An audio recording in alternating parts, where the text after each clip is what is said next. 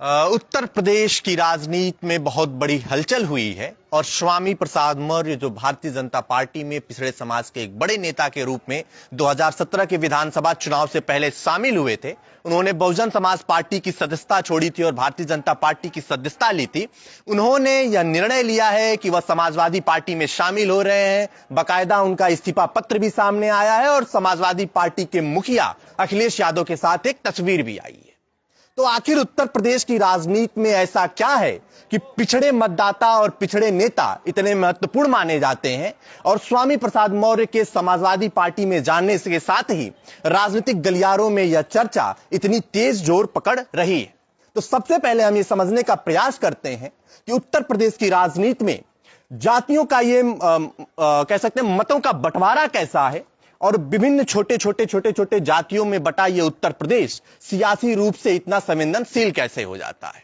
जब 2017 में भारतीय जनता पार्टी की सरकार बन रही थी तो उस दौरान एक महत्वपूर्ण घटना देखी गई थी कि स्वर्ण आबादी के साथ साथ जो पिछड़ा समाज था, विशेषकर जो गैर यादव पिछड़ा समाज था, वो भारतीय जनता पार्टी के साथ खुलकर आया था, जिसमें मौर्य थे, जिसमें कुशवाहा थे, जिसमें विश्वकर्मा थे, ऐसे तमाम अन्य पिछड़ा जातियां थी। उनके मत थे जो गैर यादव थे और उन्होंने भारतीय जनता पार्टी में अपना भरोसा जताया था और भारतीय जनता पार्टी ने इसी जाति समीकरण के दम पर 2017 विधानसभा चुनाव में 325 सीटों पर विजय हासिल की थी। छोटे छोटे दलों का गठबंधन भी था, अनुप्रिया पटेल की अपना दल थी, राजभर की सुहलदेव पार्टी थी, ऐसे ही और भी अन्य छोटे छोटे दलों को शामिल करके और एक पैन यूपी बहुत बड़ा समीकरण उस दौरान अमित शाह ने और उनके यहाँ पे प्रभारी रहे सुनील बंसल ने तैयार किया था। आज जब स्वामी प्रसाद मौर्य के समाजवादी पार्टी में जाने की घटना का जिक्र हुआ और जैसे ही तस्वीर अखिलेश यादव के साथ आई तो फिर से उत्तर प्रदेश की राजनीति में गैर यादव पिछड़ों के समाजवादी पार्टी के पीछे लामबंद होने की घटना को लगातार सोशल मीडिया पर और मीडिया प्लेटफॉर्मों पर बताया जाने लगा। सबसे पहली बात कि उत्तर प्रदेश में कल योगी आदित्यनाथ ने एक बयान दिया कि यह चुनाव 80 बनाम 20 का होने वाला है।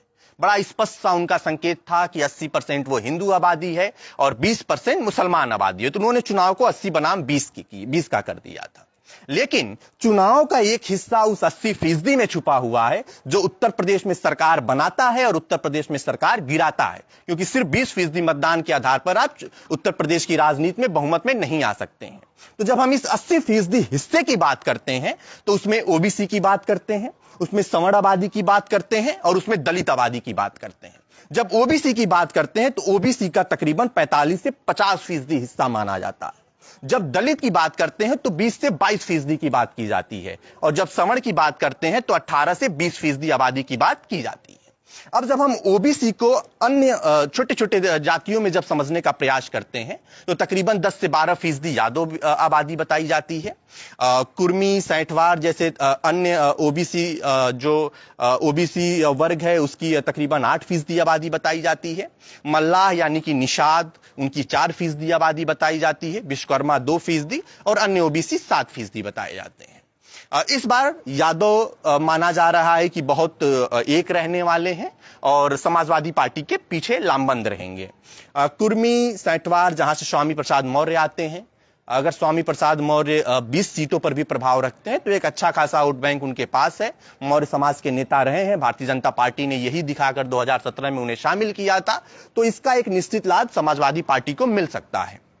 मल्ला यानी कि निषादों में थोड़ा सा बंटवारा है। गोरखपुर और इधर के निषाद संजय निषाद के पीछे बताए जा सकते हैं और इलाहाबाद और प्रयाग ये बनारस के जो सटे निषाद हैं थोड़े से कह सकते हैं कि संजय निषाद के पीछे लामबंद पूर्ण रूप से नहीं बताए जाते हैं। बाकी विश्वकर्मा और अन्य ओबीसी अभी भी भारतीय जनता पार्टी के पीछे लामबंद दिखाई पड़ रही है। दूसरी महत्वपूर्ण आबादी है उत्तर प्रदेश की राजनीति में दलित आबादी। दलित भी जाटव और गैर जाटव में बांटे जाते हैं। जो जाटव है वो आज भी मायावती के पीछे लामबंद बताया जाता है, लेकिन गैर जाटव दलित आबादी वो आबादी है जहां भारतीय जनता पार्टी बहुत मजबूती से पैठ पिछले चुनाव में बनाई थी। 2014 में भी गैर जाटव दलित भारतीय जनता पार्टी के पीछे गए थे। 2017 के विधानसभा चुनाव में भी जो भारतीय जनता पार्टी को दलितों का वोट मिलता दिखा था उसमें गैर जाटव दलित आबादी का बड़ा हिस्सा बताया गया था और साथ ही साथ 2019 के चुनाव में भी कुछ ऐसे ही समीकरण बताए गए थे। इसके प्रमाण भी मौजूद हैं। 86 सीटें उत्तर प्रदेश विधानसभा में जहां 403 सीटें हैं वहां 86 सीटें आरक्षित वर्ग के लिए रखी गई हैं, जिसमें 84 सीटें शेड्यूल कास्ट के लिए हैं, 2 सीटें शेड्यूल ट्राइब्स के लिए हैं और पिछली बार इन 86 सीटों में से 81 सीटों पर भारतीय जनता पार्टी और उसके गठबंधन दलों का कब्जा रहा था।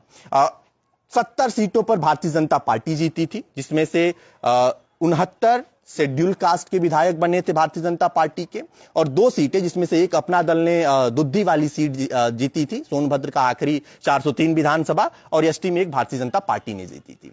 यानी कि कुल 86 सीटों में से तकरीबन 70 सीटें भारतीय जनता पार्टी और उसके सहयोगी दलों ने जीता था। और यह बता रहा था स्पष्ट कि जाति समीकरण जो भारतीय जनता पार्टी ने 2017 चुनाव से पहले बनाए थे वो लगभग सफल हो गया था, और भारतीय जनता पार्टी के 325 सीटों के जीतने के पीछे इन्हीं जाति समीकरणों का देन था कि भारतीय जनता पार्टी ने उत्तर प्रदेश के राजनीतिक इतिहास में इस ऐतिहासिक बहुमत को हासिल किया था। वैसे ही जब गैर जाटो दलित आबादी में और हम अगर आंतरिक रूप से समझने का प्रयास करते हैं तो जो पासी समाज है, जो वाल्मीकि समाज है, वो गैर जाटो माने जाते हैं दलित, और ये सारा समाज अभी भी भारतीय जनता पार्टी के पीछे लामबंद दिखाई पड़ता है।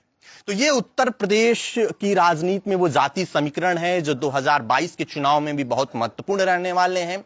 स्वामी प्रसाद मौर्य के समाजवादी पार्टी में जाने से कितना फायदा मिलेगा, क्योंकि भारतीय जनता पार्टी के पास अभी भी मौर्य समाज और सैंठवार समाज के नेता मौजूद हैं। केशव प्रसाद मौर्य खुद उनके बहुत बड़े नेता हैं और इसी गैर यादव पिछड़े वर्ग के नेता माने जाते हैं।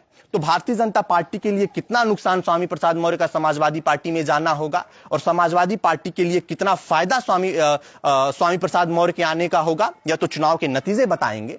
लेकिन मेरी यह रिपोर्ट आपको यह जरूर बता रही है कि किस तरीके से उत्तर प्रदेश के राजनीतिक घटनाक्रमों में जातियों का संतुलन बनाया जाता है। तो नमस्कार, मैं विक्रांत मेरे सहयोगी रविजेंद्र के साथ, और मेरी यह स्पेशल रिपोर्ट। जय हिंद, जय भारत, जय लोकतंत्र।